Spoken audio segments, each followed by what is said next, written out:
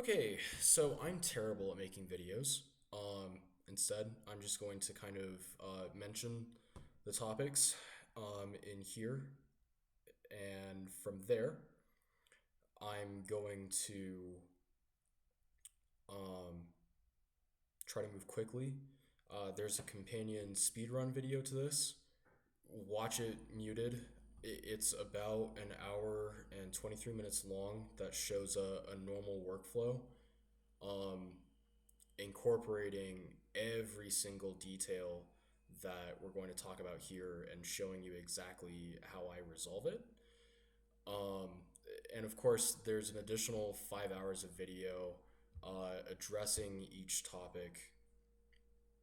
Or, I mean, it's more like anywhere from 10 minutes to 40 minutes, 40-minute long videos that explain each one of the slides and show you the exact mechanism of how to do something or how to fix it if that thing goes wrong. So let's jump straight into it. All you really need to know is,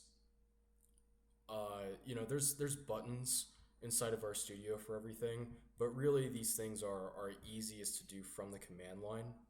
Um, oh my goodness. So the first one you need to know is git clone, and it's normally here's GitHub. If you go over here, clone or download, you can copy the HTTPS or the SSH URL here, and then you might type in um,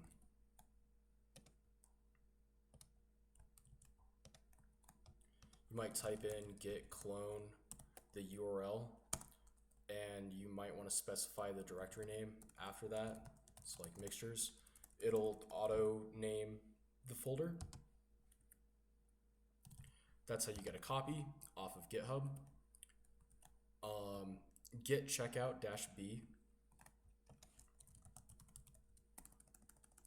So if I'm in a Git repo, already, hold on a second.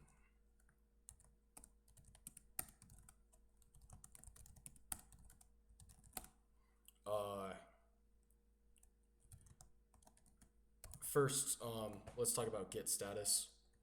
Git status will show you, hey, here's things that need to be added. Use git add file to add that. And if there's any changes, it'll show up kind of here. The output is dynamic, so it'll show you a different status message depending on what the state of your Git repo is.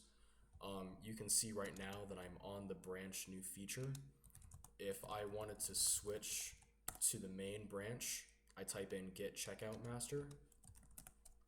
If I wanted to create a new branch, like maybe I want to create a new branch that holds a specific feature, I would do git checkout -b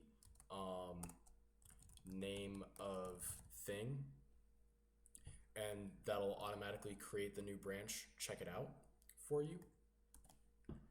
Git add, if I have files that are untracked, like echo blah into something named file2, I pull up git status. It says, hey, by the way, there's a new file, you might want to start tracking it. I can do git add file2, and it'll tell me that it's ready to roll. And if I don't want to commit that change, then I'll leave it alone. Otherwise, what am I doing again? Oh, sure. Okay, so I'll git commit, or git, fuck. Yep, okay, so now that it's added, I can do git commit -a, which says anything I'm already tracking or know to track, I'll just add this to the commit. And I might specify a message. Well, if I don't specify a message, it'll ask me to put one in. And typically you want a summary up here that's less than 80 characters for reasons, and then put details on a new line. Some markdown syntax is supported. So like one,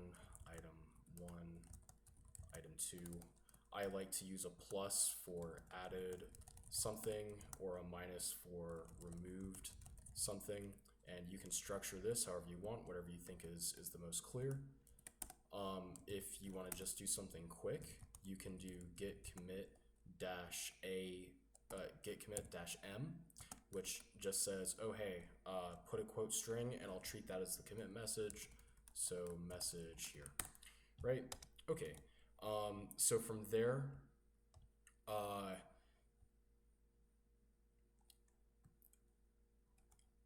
we can check out the log with git log, and you can also supply some quick stuff to it to make it look good.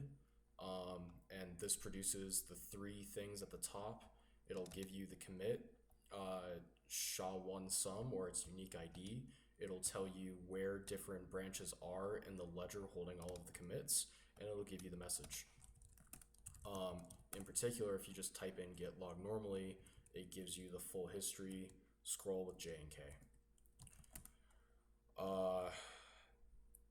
From there,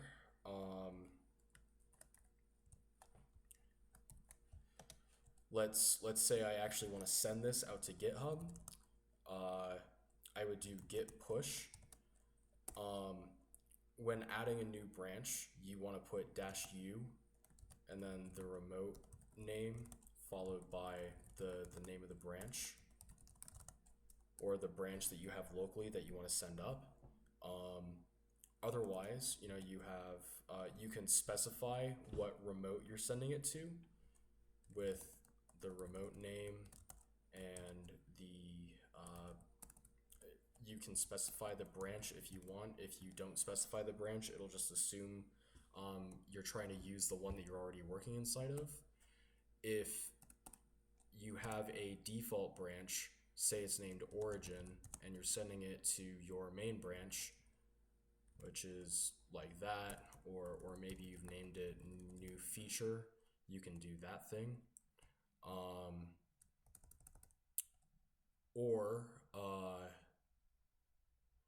You can just type in git push. If you only have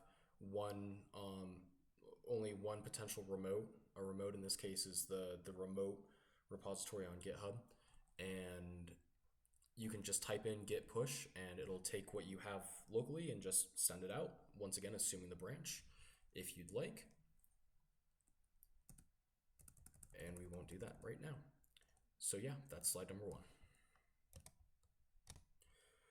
One last thing is something that you should always do is you can use the commands git fetch to keep track of to update your local copy of anything that's going on with your other remotes. You may need to specify a remote. So for example, I have a remote that points at Jordan's GitHub, and maybe I want to pull in any new information about other branches that he's working on. First I would do git fetch, and then in order to actually update what you have locally with any new files or anything else besides just the tracking information, you would do git pull in order to bring that in. This is not the same as a pull request.